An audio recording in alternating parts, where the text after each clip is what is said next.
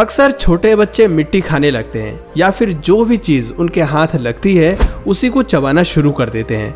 आप शायद सोच रहे होंगे कि बच्चे नासमझी में ऐसा करते हैं, लेकिन असल में जिन बच्चों में आयरन या खून की कमी होती है वो अपनी खुराक पूरी करने के लिए ऐसा करते हैं। और इस तरह की चीज़ें सिर्फ इंसान ही नहीं करते बल्कि कई जानवर भी ऐसी हरकतें करते हैं।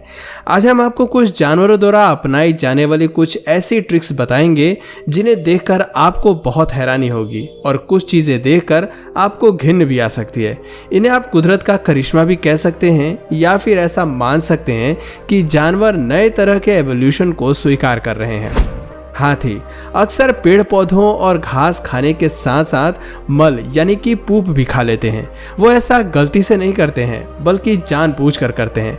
पूप में कई प्रकार के बैक्टीरियाज होते हैं जो पेड़ पौधों को पचाने में मदद करते हैं। इस पूप में मौजूद बैक्टीरिया के कारण ही हाथी को ज़रूरी पोषक तत्व मिल पाते हैं। इससे उनका इम्यून सिस्टम भी बेहतर होता है।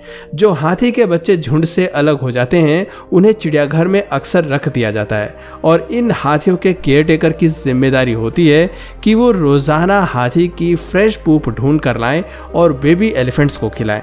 कई बार तो हाथी अपनी सूंड से सीधे दूसरे हाथी का मल खा लेते हैं। हाथी का पूप ढूंढना इतना ज़्यादा मुश्किल भी नहीं होता है क्योंकि एक हाथी दिन भर में करीब 220 पाउंड मल पैदा करता है और दिन भर में 12 से 15 बार वो अपना पेट हल्का करता है।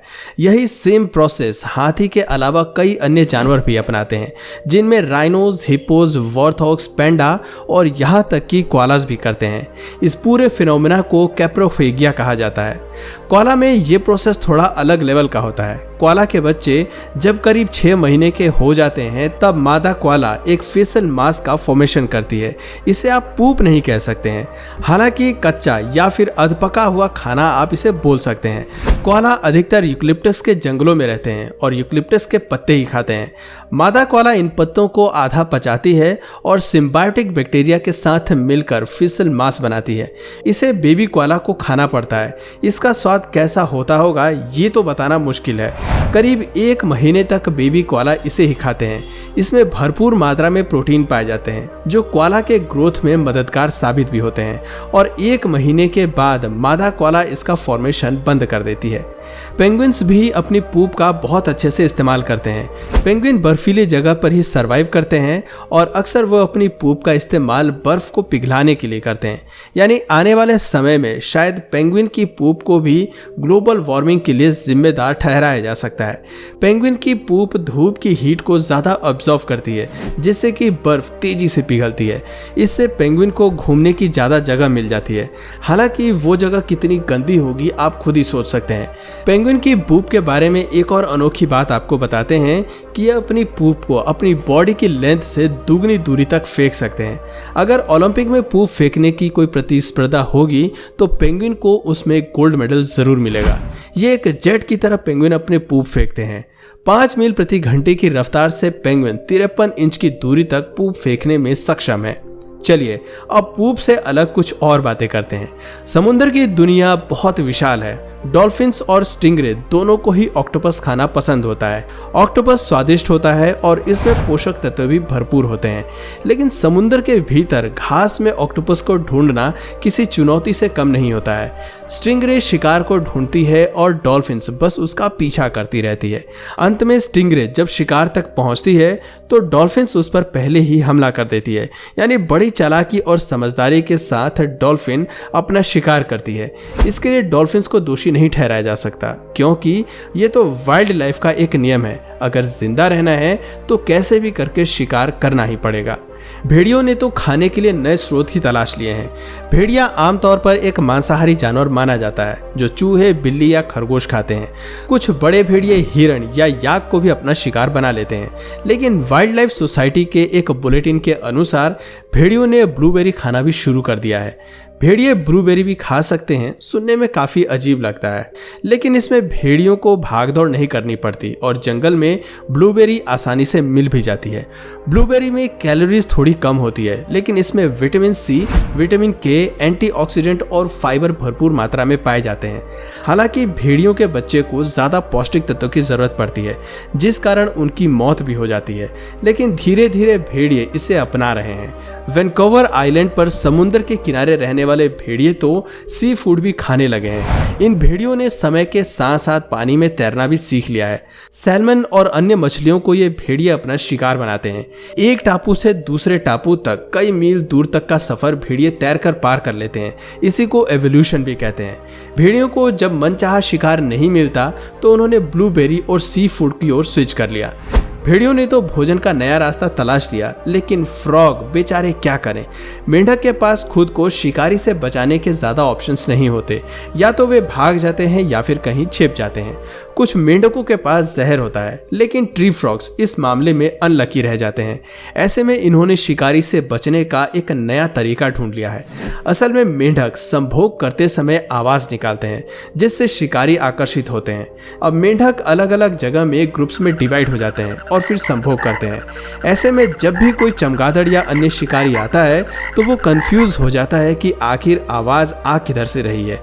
वो एक जगह जाता तो कभी दूसरी जगह से आवाज तेज हो जाती। इसी तरह से मेंढक अपने आप की रक्षा करते हैं।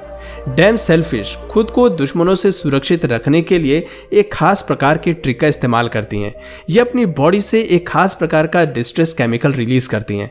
अब आप सोच रहे होंगे कि इस केमिकल से शिकारी डैम सेलफिश के पास नहीं आएंगे, लेकिन असल में इसका बिल्कुल विपरीत होता है। डैम सेलफिश द्वारा रिलीज किए गए केमिकल से ज्यादा शिकारी इस मछली की ओर आते हैं, और जब अधिक शिकारी जब एक शिकार देखते हैं तो वो आपस में ही लड़ने लगते हैं, धक्का मुक्की करते हैं, कंफ्यूज हो जाते हैं, जिससे डैम सेलफिश भागने में कामयाब हो जाती है। रिपोर्ट्स के मुताबिक इस केमिकल के रिलीज करने से डैम सेलफिश के बचने की संभावना 40% तक बढ़ जाती है, और इस तरह विशाल समुद्र में यह मछली खुद को सुरक्षित रखने में कामयाब हो जाती है। वासा पैरट एक खास प्रकार का तोता होता है जो काफी समझदार और बुद्धिमान माने जाते हैं। इन तोतों को आंतरिक कैल्शियम की जरूरत होती है, और चूना पत्थर या अन्य कंकड़ों के जरिए इन्होंने कैल्शियम प्राप्त करना सीख लिया है। सुनने में ये थोड़ा अजीब लगता है ना? लेकिन वास्तव में वासा पैरट्स ने ये सब समय के साथ खुद सीखा है। समुद्र में सरवाइव करना किसी भी मछली या प्रजाति के लिए आसान नहीं होता। समुद्र की दुनिया जंगलों से भी ज्यादा भयानक होती है। हैमरहेड शार्क अक्सर टेढ़ी होकर पानी में तैरती है। साइंटिस्ट का मानना है कि सीधा तैरने की बजाय टेढ़ा होकर तैरने से 8% तक एनर्जी की बचत होती है।